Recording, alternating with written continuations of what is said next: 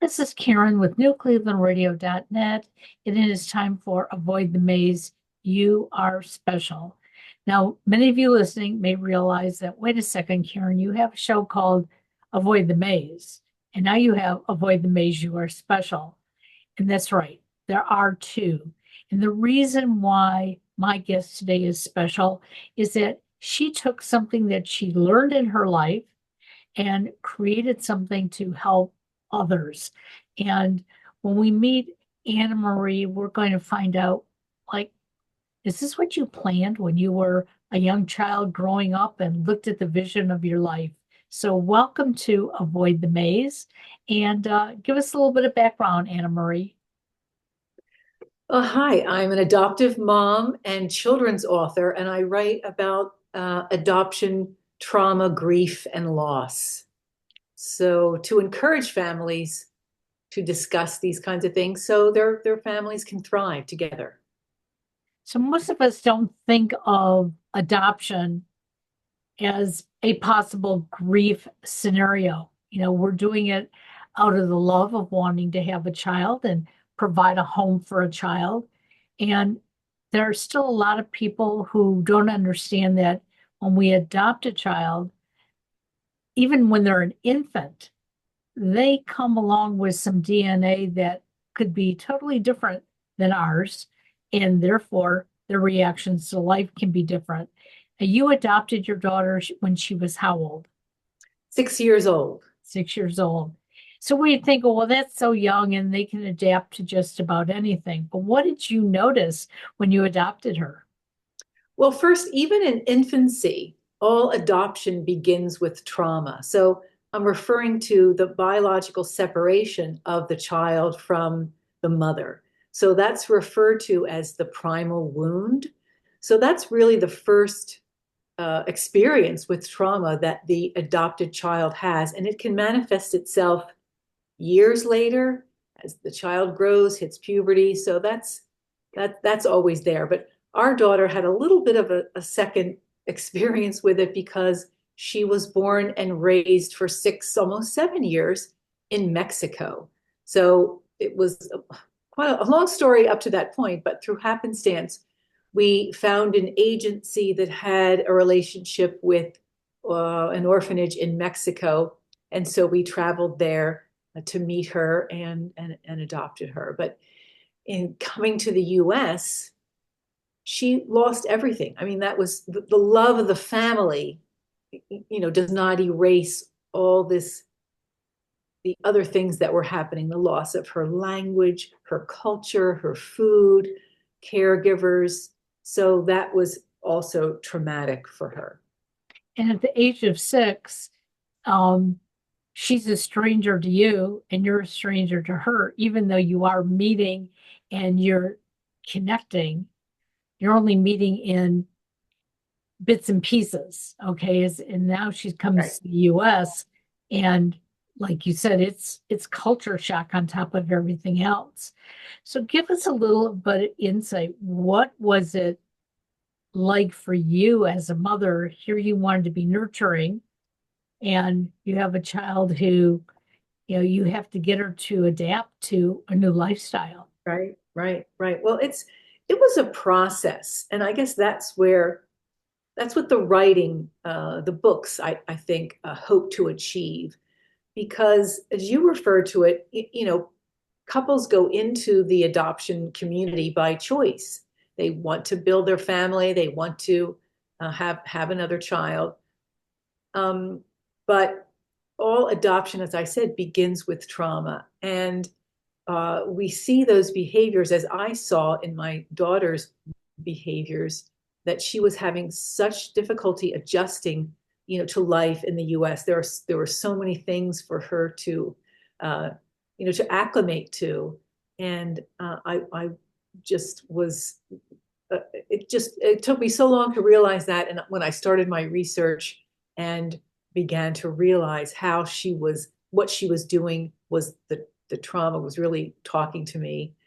Um, that's when I resolved to write about it. I started writing my memoir, Love at the Border, which was all about our experience, but then didn't publish it until I was actually retired from corporate life.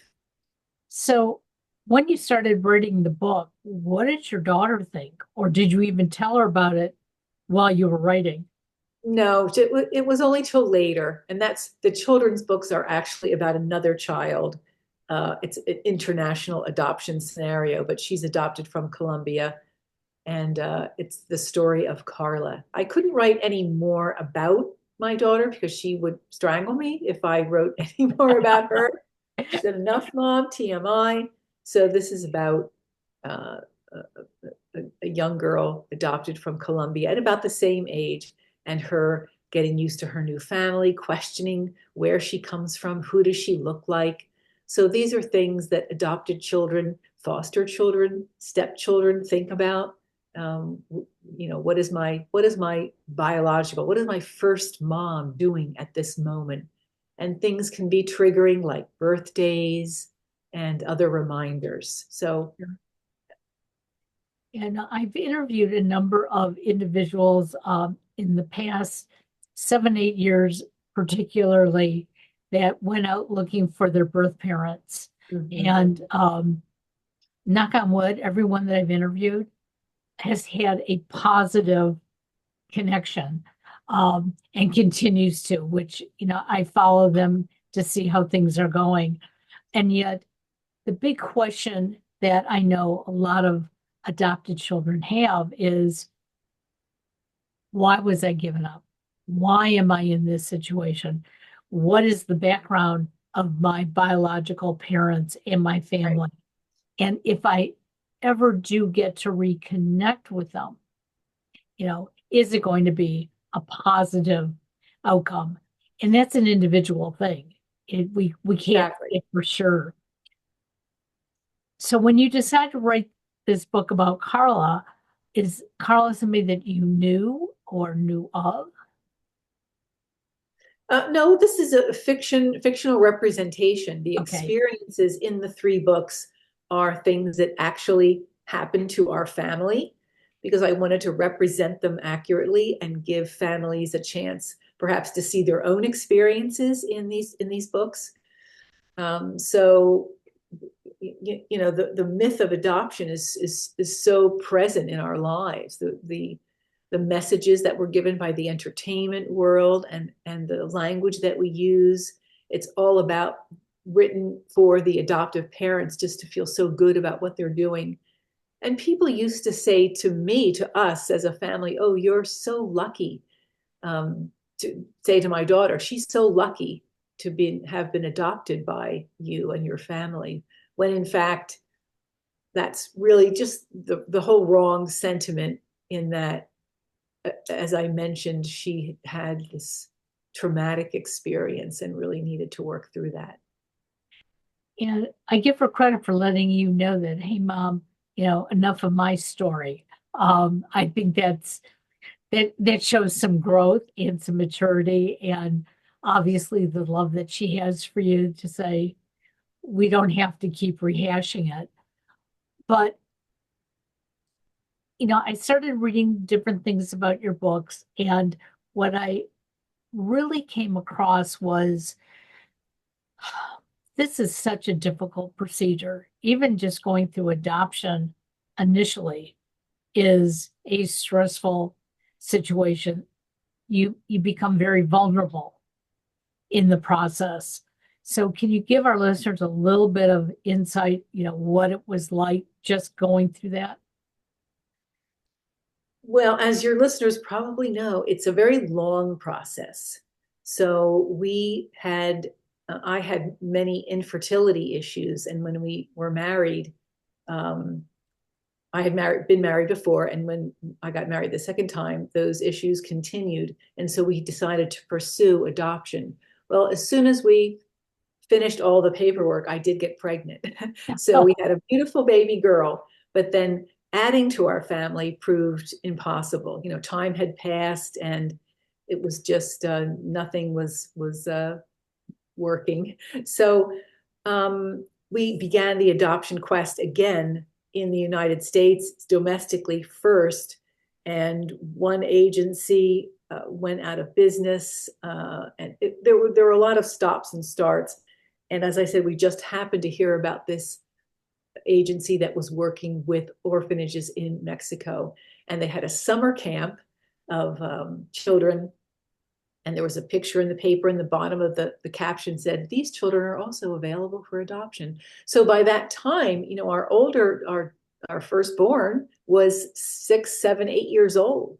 So we didn't want to pursue an infant and thought this would be a wonderful match for our family. But the home study, where you write personal essays, we went to a lot of classes and read books and talked to other adoptive couples. So it's a long process where you're really thinking through, what kind of a child would you accept? What are you looking for? What does your family look like? And you're right, it's really a very honest process. You have to be honest with yourselves and honest with any of the social workers that are helping.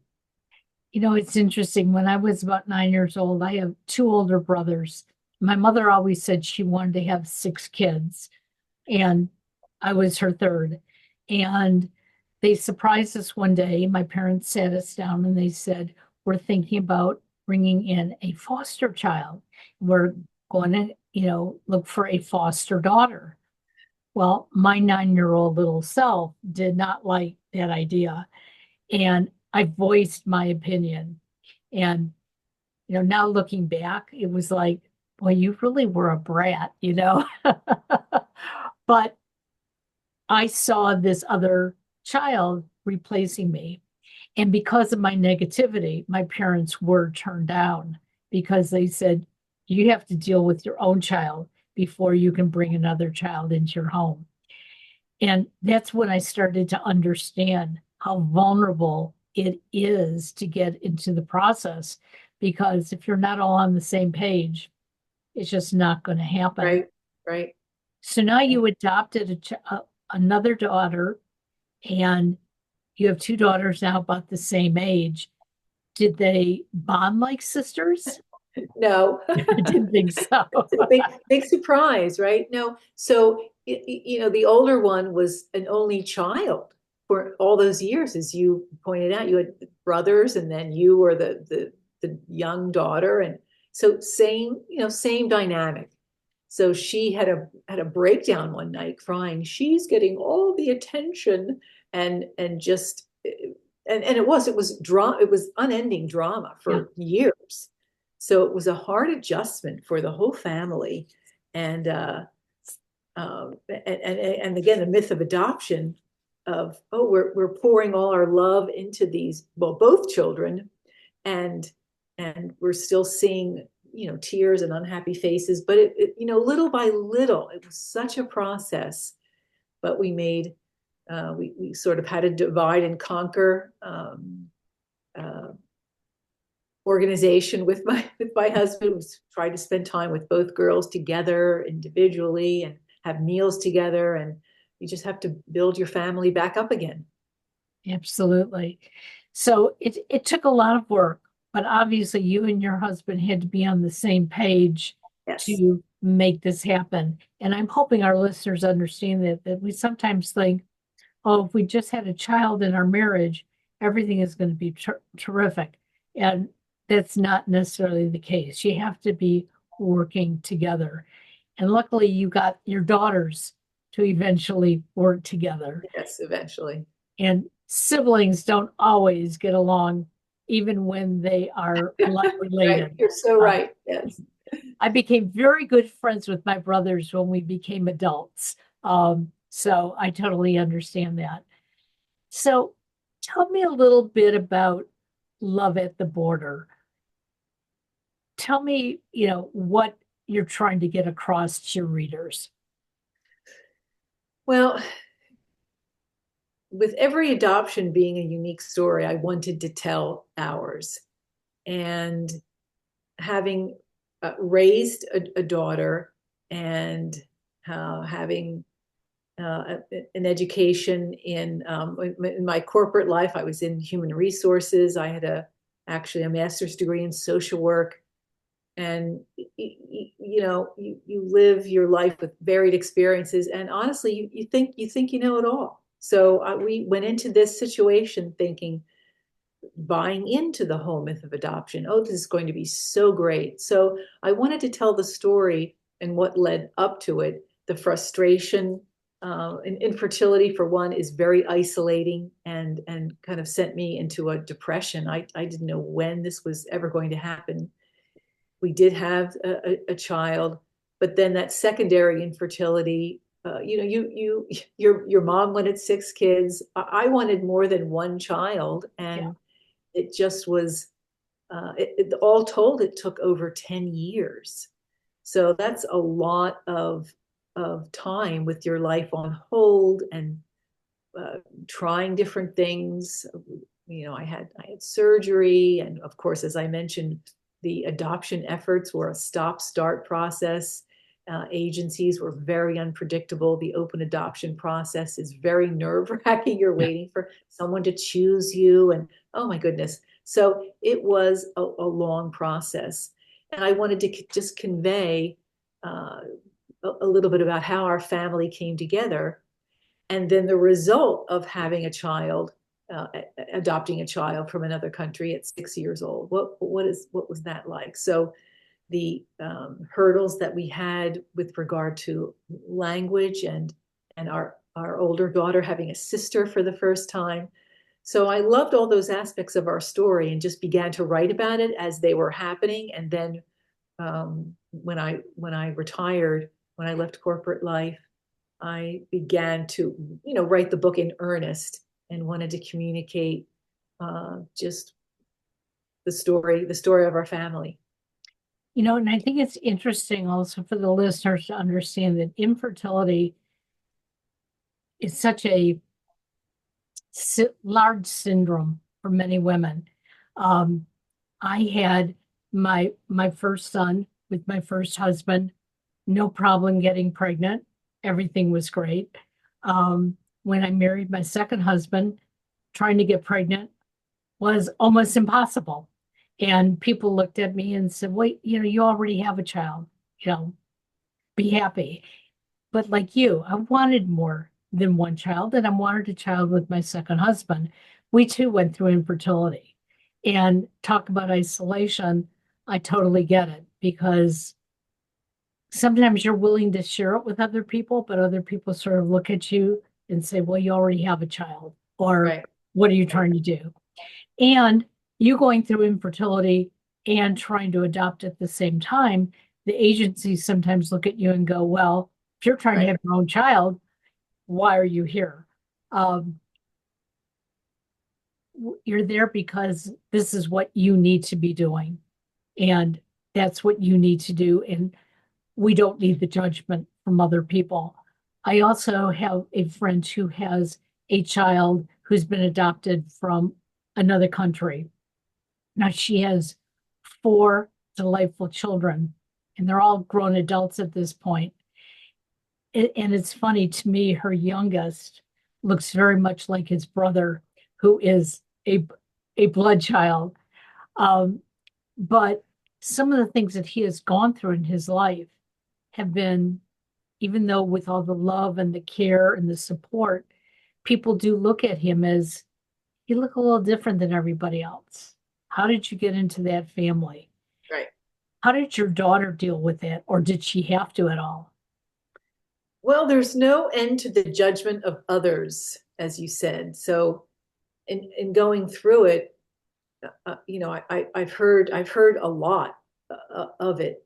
Um, People were saying the same thing to us in terms of adopting, and especially an older child, and Mexico, and it was just astounding. But I think what you said earlier really struck me, because the pull to be a mother, the pull to motherhood is so strong, and you have an idea in your head and in your heart, the family that you're hoping to raise, hoping that will be a part of your life. And as I said, all told, when I reflected back on it, and I realized again, I mean, it was I can count, but I just didn't think about it.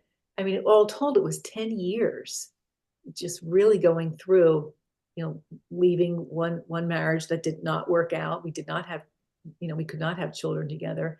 And then beginning to find, because infertility is also a maze of issues. What Right. is the issue? What's wrong? What's wrong? It takes a while to figure that out. These things are not solved instantaneously. So it was, a very interesting mix, and people are just very, very frank with their judgments. So most of the time in public, we would ignore that. But when presented with the evidence directly, and I'll give you an example. One day, my daughter came home from school. My adopted daughter came home from school, and of course, they're going to have these discussions about you and your body, and all her friends had stories of how they were born, and she just came home, broke down, and cried. I mean, I wish I came from your tummy. And these are things, these are conversations that I raise in my books, and I'm hoping parents are prepared. And being adopted is not the end of the story for these children. It's something that they are dealing with the rest of their lives. So it's just important for parents to know this. And there are some biological children who sometimes feel like they don't belong either. Right. That's And, true. I find it interesting that we think as we're growing up, we know what it means to have a family. We think that we all know how to raise that family. And I will tell you, I have two grown sons and I'm still trying to figure it out. Um, they will call me about something and I have to stop and think, am I mother now? Am I friend now? Am I, Right. yeah, Right. what am Right. I? So, Yeah, that's so true, because during the time that we were raising both girls, I mean, we relied on the help of professionals. So I want to emphasize that to your listeners also. I don't proclaim to know every answer to all of these situations. We wanted to provide a space for her to speak to someone that was not us. We were, what are you thinking? What are you feeling? And as she grew, of course, her problems changed. We had a lovely play therapist in the very beginning that really helped us as a family kind of communicate and have some fun. And then, of course, things were very different as she's 12, 13, 14. So we relied on other professionals, perhaps who have been through, have more experience with families, and really helped us with our communications, our strategies around dinner and homework. And so we relied on that, and it was a good decision. and I think that's so important that we shouldn't think that we have to have all the answers and that we need to go out, we need to find the assistance. And sometimes it's a hard road where we get to the wrong professional who doesn't really help us as well as Exactly. Yeah. we need. And it's okay to walk away and find somebody else. Social media in some ways has helped many parents today because we now can have a dialogue, hopefully without judgment. There's a group that I've belonged to for the last couple of years, and occasionally there's somebody in there who will be judgy, but typically it's, you know what?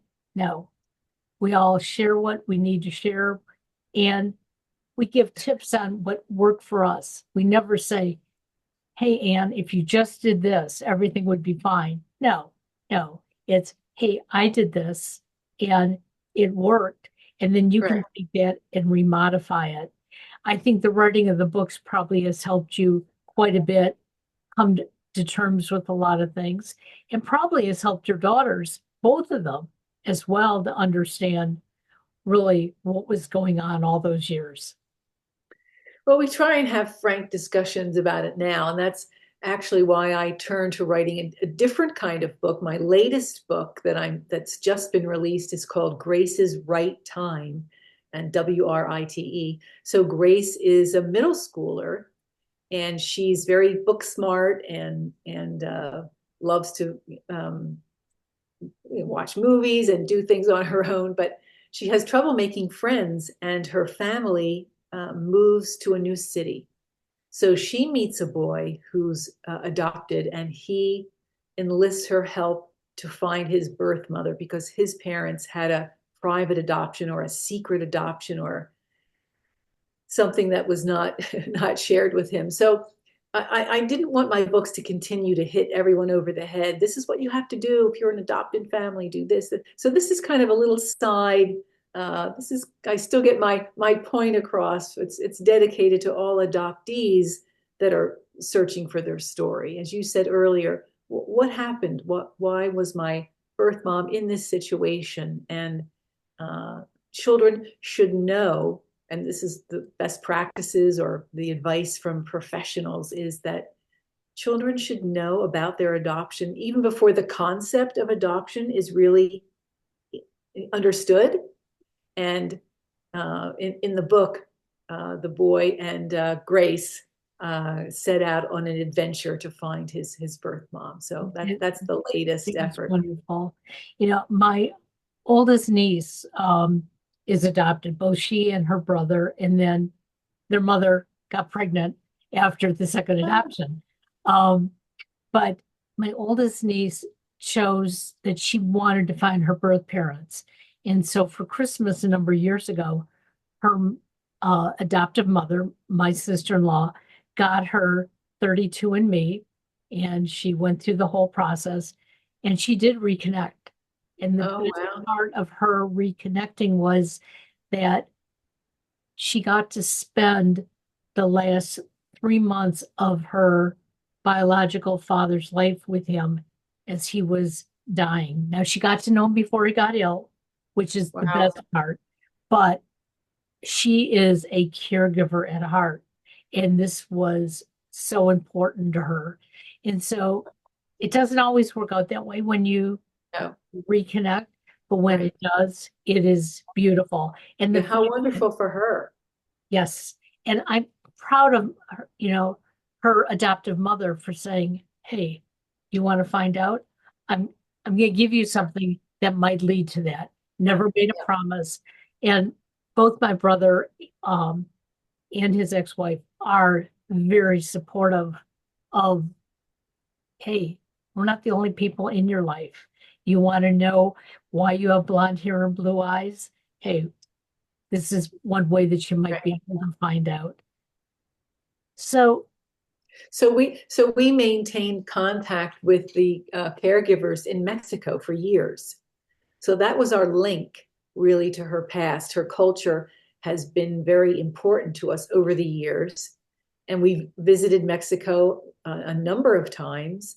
And no, kind of, she's learned to cook and she's learned to uh, cook her favorite foods.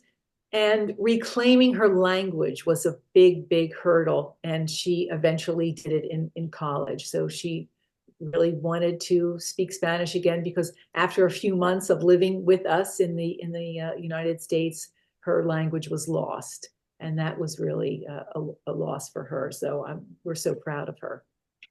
well, she sounds wonderful. Um, Thank you for writing these books because it's going to help a lot of people out there. It's going to help people who aren't even in the adoption process, but to understand what your neighbors are going through, to understand that, yes, that child may look different than mom and dad, but it doesn't mean they're not a family. They are a Right. family, support them as well. So, how can my listeners find your books and follow up on any new adventures? Well, one thing that I write about the last book, the last children's book, is called Carla the Conqueror, and Carla is the main character in my children's books, and she struggles to read and write, as did my daughter. And so one of the things that I'm, you know, passionate about is adoptee confidence and identity. And on my website, I have a really interesting, a really cool fun sheet with affirmations for kids to write their own, choose their favorite, draw pictures. And so that's on my website called amdidio.com. That's amdidio.com. There are links to all the books there. They're available on Amazon and Barnes and Noble, but the website tells you a little bit more about our story, the recipes that made us a family, like Mexican lasagna and things like that, combining Italian and Mexican. And just a little bit more about each one of the books. One of the books has a read aloud video. So you get a real feel for our family and a little bit of a taste of my writing. So I invite your listeners to go ahead and check those out. Absolutely. And all that will be in the show notes. So for those of you listening and saying, hey, I didn't get it, or if you're not watching it on YouTube and see the QR code, uh, please know that all you have to do is go to the show notes, or Great. you can write me at newclevelandradio@gmail.com. I will give you all the links.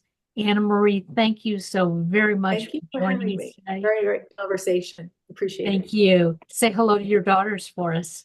I will. Thank you. Bye-bye now.